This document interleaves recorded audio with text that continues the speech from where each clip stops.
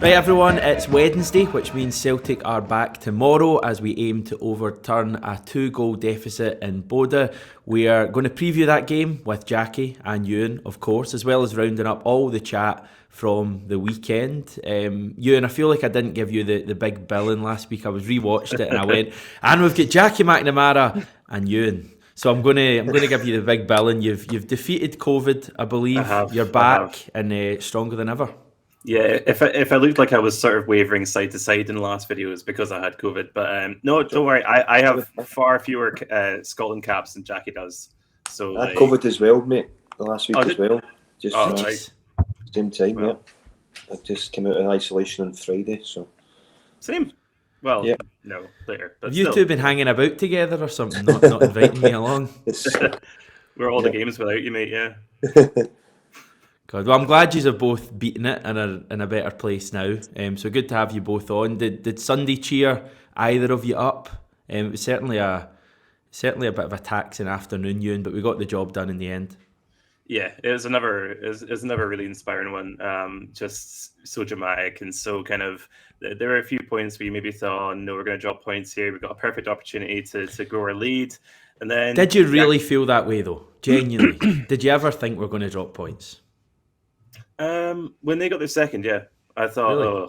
we're kind of destined for another difficult one here. But then at the same time, like you say, you always think Celtic are going to create. There's never a question of whether we're going to create enough chances. It's just taking them. And Jackie Mac's already had 2 goals. You were hoping for his hat trick, but kind of hoping rather than expecting. And then we get that late winner again. And the momentum that's hopefully going to give us, like it has done the last few times we've scored last minute winners. Hopefully that gives us a real boost for tomorrow night. So you've outed yourself as a panic merchant right away, Euan. We'll ask Jackie. How were you feeling on Sunday, Jackie? You're usually the voice of calm. Yeah, to be honest, I did think they would get a winner, even when it went to 2-2. The only bit, actually, see when the Starfelt give the free kick away, I actually thought, God, it's a silly mistake there. He leaves the leg out, goes with his wrong leg, his right leg, takes him out. But as soon as that free kick was given, I just had a feeling they were going to score from it. Yeah. But even at that point at 2-2, I still felt that they would get the winner. He brings on Beaton as well and pushes Callum further forward to go and create. But I thought the third goal was a fantastic goal. Great ball in for Ralston and great movement and header from Jackie McNamara, who seems to be getting better and better.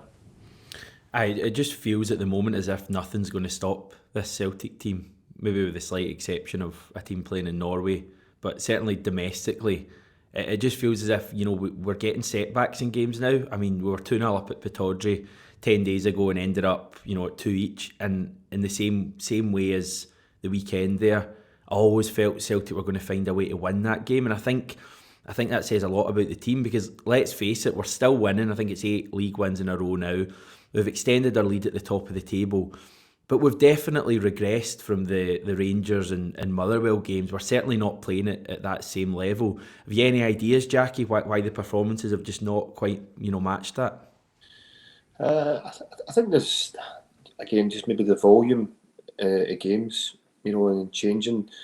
You can see it, like, you come from, Thursday was a tough match. They were a good side, like, no taking anything away from them.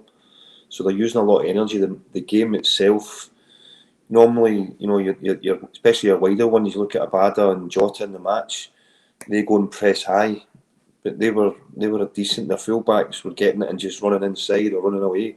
So the power that Jota and Abada would normally have for attacking, isn't there because they're chasing back at times. They're running back more than they're having to defend more than what they're used to. So every game is different and it gives you a different challenge. The Bodø game is different because you watch it at certain times, it was so long and stretched, especially the midfield area. You had Logic there and you had O'Reilly, and Callum, and sort of deeper one. But they were physical, they were fit, they were brave in the ball. Then you go to the other one, you're going against Dundee, they have 5 at the back and 4 and in the 1. So you're having to find a way to get in behind them, and you knew everything had to be quicker. Excuse me, everything had to be quicker, get in behind them. and when they get behind them, they got the goals. The balls were cut back from the byline. 3 of them they had to work the corner. So every game's a different challenge. It's problem solving, and they seem to come up with the answers. Obviously, apart from the Bodø, who are a really decent side, but you still had enough attempts. Another day that could have been a different scoreline. They weren't clinical on the night that they have been, but as I said, I thought they were a decent side as well. Yeah, I mean, we're going to, most of this video is going to be a preview to Thursday night, and I've got some wacky calls for tomorrow night. I think Celtic might do the business, but we'll come on to all of that. Something that people have been asking about, we've had so many comments in, and just generally people have been chatting about it. I think because it's quite an easy thing to chat about is the set piece issue that Celtic seem to have. 2 more slack goals conceded on Sunday. Callum McGregor was actually asked about it today and said that they've spoken about it internally since the game on Sunday. Just first of all, Euan, how much of an issue do you think it actually is? I really do think it's a significant issue. It's something that dogged us for seasons now. I believe statistically we had the second most goals conceded from set pieces in the Scottish Premiership. We actually concede far more from set plays than we do from open play. I think last time I checked who scored, it was about 53% of the goals that we concede come from set pieces. That's a huge issue. And it's kind of a combination of factors, because you can't really blame one specific thing. I mean, you could argue that Joe Hart could be more commanding, especially in the 6-yard box when deliveries come in. You could say that zonal marking, not everyone seems to know who they're meant to be, kind of what areas they're meant to be covering. You can make the case for zonal marking versus man marking until the cows come home. But there's a few kind of different factors there. And I've actually suggested on 6-7 Hill Hill that we could look at, there's a lot of teams bringing in set piece coaches from an attacking point of view. But I think, as fine and well as that is, it might be useful to have a set piece coach come in and actually work on a defensive side, because if we can concede fewer goals, well, I mean, it kind of explains itself. So, it's definitely a huge issue though. And we'll see in Europe, we've already seen in Europe that it can cost us. And, it could be the difference in really big games. And we'd have a stronger lead at the top of the table if we hadn't conceded from a set piece against Rangers at Ibrox, for example. So no, it's a big deal. So Hearts as well. Yeah, I mean, there's so many examples. So yeah, it's a huge deal, I would say. Yeah, and I think Ange kind of realises it's a big deal as well, because he commented about it after the game on Sunday. He brought it up of his own accord, and obviously, as I say, they've been chatting about it internally. I obviously played football at a very poor level many years ago, and we did set pieces from time to time. It would be like half an hour, a couple of wingers go out and fire balls in. Jackie, is that what happens at the top level as well? How do people, you hear people saying, "Oh, Celtic need to work on this"? How do teams actually work on it? Is it just training? Again, when you look at the goals they lost last year as well, was a real the amount of goals they lost. Nobody in the back post area. Just even the one that I think it was Callum at Ibrox that comes off him at the front, and someone's there clearing it. So many times there that I'm not a lover of zonal marking as a manager. Just like you said, unless you've got a team of giants, and even at that, I think it's very, very difficult to defend, because it just passes away that responsibility. If I've got someone in there, I know that's my man. I'm making sure my man's not going to be the one that's going to cost the team. He's not going to get the header. If he does get the header, it's not going to be a clean header. So when you take away that responsibility, you people looking around, well, it's not my area, it's not there. It takes away that.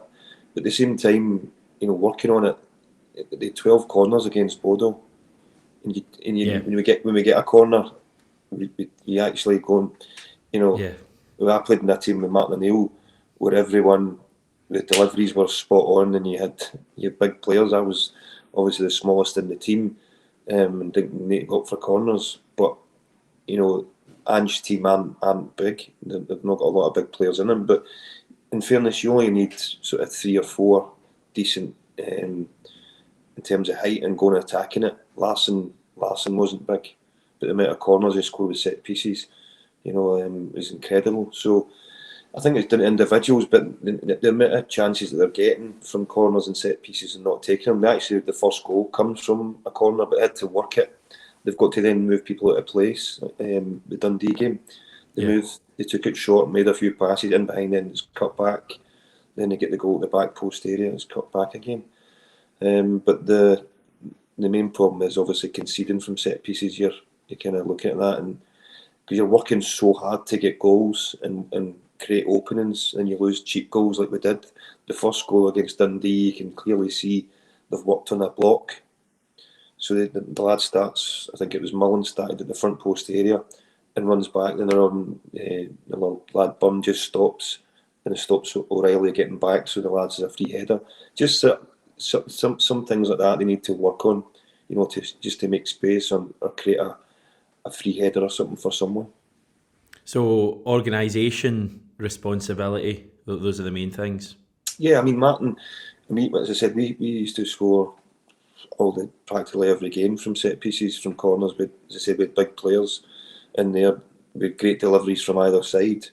But Martin didn't work in it.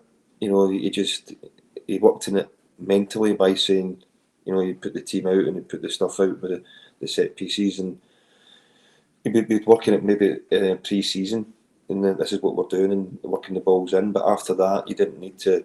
You just say, right, if you don't want to go up and head it, don't go up. He would do the psychology one, or defensively, if you don't want to head the ball, put your hand up and let me know, and I'll get somebody else to come in and do that position.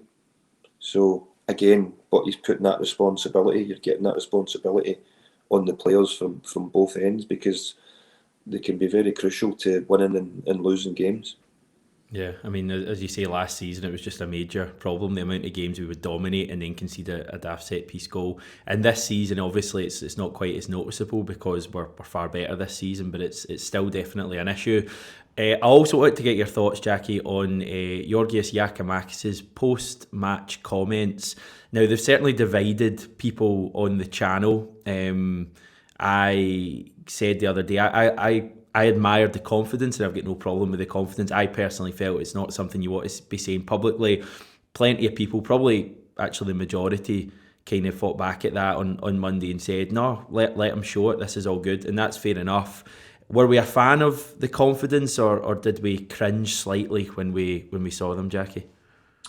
I think it's different when other players come in there, foreign players come in and do it. Sometimes they can put across and it doesn't sound the same. Yeah. You can. I had it as a manager. One of my players, got it written down here. You said you were going to win the treble. My goalkeeper said that at Dundee United, and I was like, but actually, there's a bit of you that you want them to believe that, but you don't want to. You've got to be realistic as well at times. You know what I mean? You want to give them that confidence and belief. So I just looked at him there, and again, Rado was foreign, and he asked the question, and he wanted to show that he believes in the team, and we were a good side on our day. Our biggest thing was obviously consistency and keeping that level up. But Giakoumakis, I mean, it's just his opinion. Players, we're always looking at things and go, right, I wish I would say it there, you're guarded, because Rangers players will look at that and go, right, well, we'll go and show him. And sometimes you have to eat your words if you get it wrong, or they cast it back up like we did last year when I'd said about them not being a good side. You've got to take, after the first Rangers game, the first derby, it's about opinions, and he thinks they're the best team to agree with, and he said not everything. No, I don't agree with everything that he said, but I do think they've got the chance to go and do that, win the treble. Yeah, Euan, you're a big fan of a sweeping statement, as we know. So what were your thoughts when you saw those comments? I love every sweeping statement I've ever heard, mate. No, I liked it. I think it's quite a specific thing, because I like my strikers to be callous, and I like them to be arrogant, and I like them to exude that confidence. If it was Kel McGregor saying it, it's got a very different timbre to it. You know what I mean? But I don't have any problem with it. I really don't. I think there's a lot of weird kind of moralizing about it, though. And like Jackie says, it's opinions. I mean, we could reel off countless examples of the other lot signing players and coming up and saying, "Oh, well, this is our year." I mean, Joey Bart and Bruno Alves, all these guys, like, came up and said, "Oh, we're going to take the title off Celtic," and never did. It's part and parcel, I think, especially when you've got two teams that are massive rivals. Like, you want to get up the other lot, and I don't mind it. I especially don't mind it from a striker, because I need them to be arrogant and I need them to make bold statements. That's just personal thing. And the big thing is he backed it up as well, prior to that on Sunday. So it wasn't as if he, would just drop points and he was saying that. Right, let's move on, chat about tomorrow. As I've already hinted at, I think something special could happen tomorrow. I think Celtic can do the unthinkable in some people's eyes and go through tomorrow night. Do you guys agree? Euan, you can kick us off. Not the response I was looking for. It's possible. It's possible. It's a massive challenge, but of course, it's we've seen, for all the doom and gloom and talk about how we've not overturned, we've not won a knockout game since 2004 against Barcelona. For all the talk of that, for all the talk, we'll get into Bodø Glimt's form, I'm sure, but it's possible. It's feasible. It's not.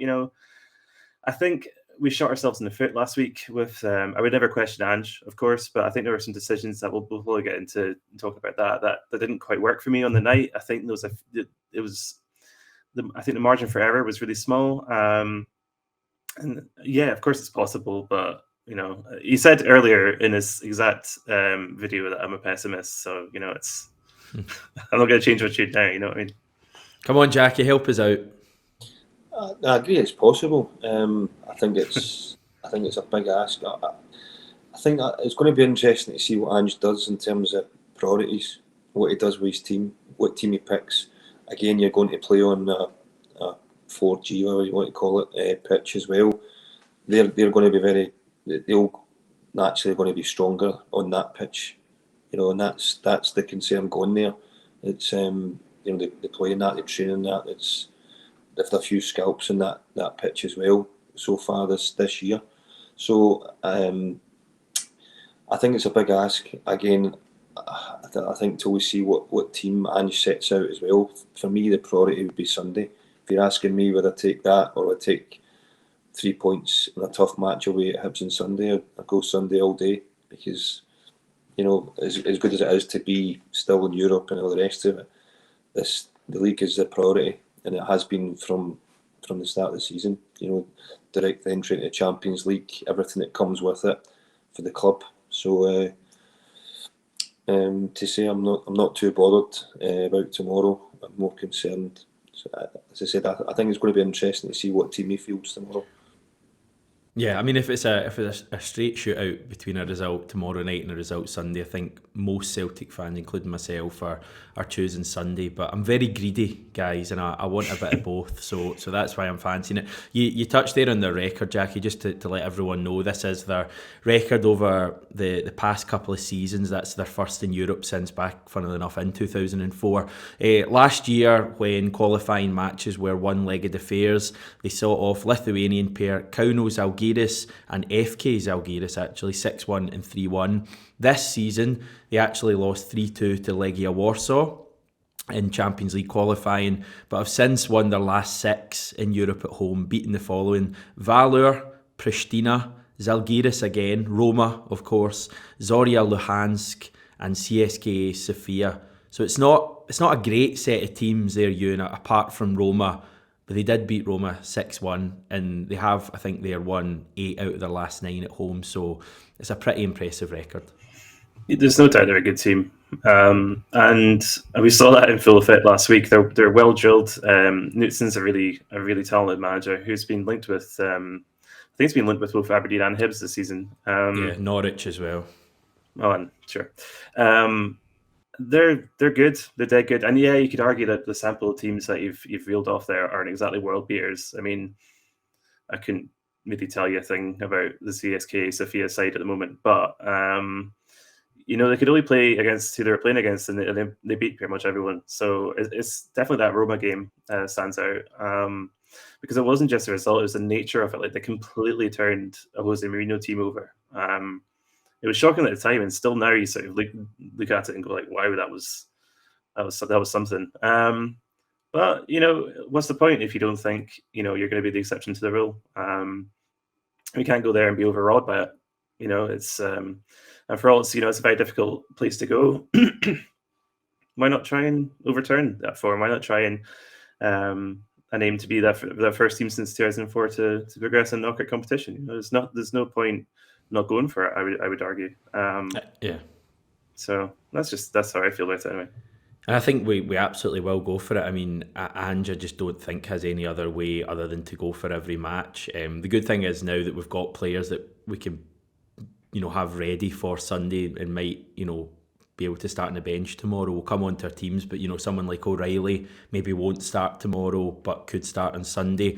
Just for the record, their away form in Europe under Ange: 2 wins, 4 defeats, lots of goals in those games. We scored 3 away to Betis, 3 away to Ferencváros, 2 away in Leverkusen, 4 in Jablonec, but we concede a hell of a lot too. Jackie, what do you think of the lessons from last week? Callum McGregor seemed to think that it was defend better, don't give away tough goals, and also, be more clinical with that final pass.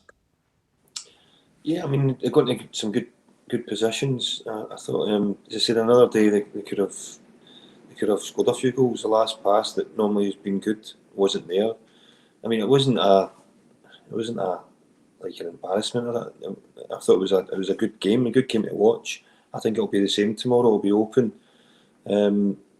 I don't see Ange playing any other way apart from the same way. It's which you would think there's going to be goals either way. Let's do our predicted 11 then, guys. Well, I'll just kind of read out what my thoughts, and you can both disagree with me. I think it will be Joe Hart. In fact, sorry, this is the team I would play. Whether it's the team Ange actually plays is a different issue. But Joe Hart, Juranovic back at right back. I just don't think he's a left back. I just think it narrows our game a bit. Greg Taylor at left back with Carter Vickers and Starfelt in the middle. Callum McGregor with Tom Rogic and Rio Hatate in front. I think we missed Hatate a lot in the first leg. Abada on the right, Jota on the left, and the hat-trick man Gigi through the middle with the likes of O'Reilly, Maida, James Forrest, Ralston as well to come off the bench if we need them. Euan, thoughts on that? Anything you disagree with? I would start Juranovic on the left, and purely because of a matchup thing. I thought Ola Solbakken had a really good game last week. I just don't. I like Greg Taylor, just to clarify. Like, I think he's a good footballer. I think there's a lot of needless debate about his abilities. But I would say he struggled in that game. I'd have Juranovic on for that kind of European experience, that leadership. I think Ralston played his way into contention against Dundee. I thought he had a really solid game. I think what he gives us kind of from an attacking perspective as well, both him and Juranovic are capable of moving forward, but their final ball is really good. And I would argue that, having both of them on the pitch at the same time might be a real asset. In terms of the midfield, Hatate not starting last week, I thought was a really confusing decision. He gives you something that Rogic and O'Reilly together don't. And I think Rogic and O'Reilly as a partnership will come good at some stage because it took time for Rogic and Turnbull. But they ended up working quite well. And I think it will take time, but I just think they're too similar. So I'd definitely have Hatate in there. And I agree with your front three completely. Jackie, any thoughts? I would agree if he's going for it, I think he would start that, and I think he would start Juranovic at left back. Not just because of that, but even you see the lad come in there on his left-hand side with the goal, the second goal. So he'd be coming on to Juranovic's right foot there, and he's coming back inside. So naturally, it's an easier one to defend rather if it's Greg or a left back.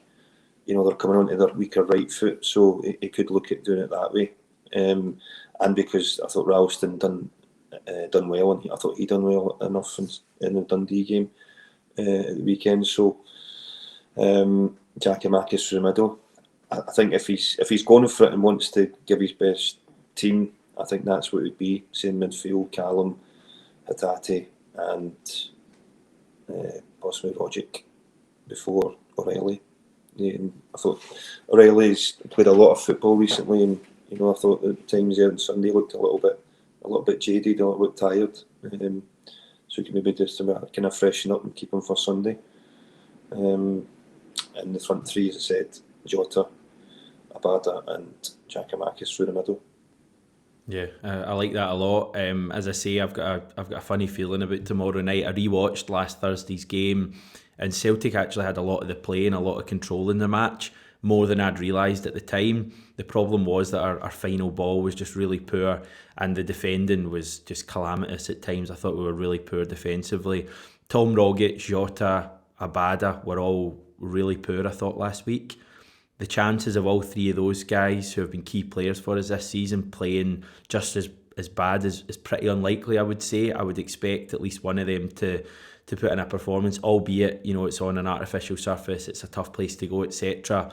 So I think Celtic got a fighting chance tomorrow. We could really do with getting the first goal. I think if they get the first goal, it just looks really difficult. But, a 2-goal victory would take us to extra time.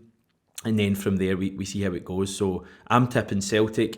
Referee for tomorrow is a Russian, Sergei Ivanov. A reminder, there's no VAR tomorrow night as well, because the UEFA don't think the Conference League is worthy of getting VAR. Just on the subject of VAR quickly, there's a meeting on Monday for Premiership clubs. No formal vote on its introduction, but this meeting is to discuss the cost. So seems like VAR is coming to Scottish football very soon. And yeah, can't wait. We're going to leave it there, guys. Thanks very much once again. Hopefully Celtic can do the business tomorrow night and get 3 points on Sunday against Hibernian. We'll be back with the reaction tomorrow night. Thanks, guys. We'll speak to you soon.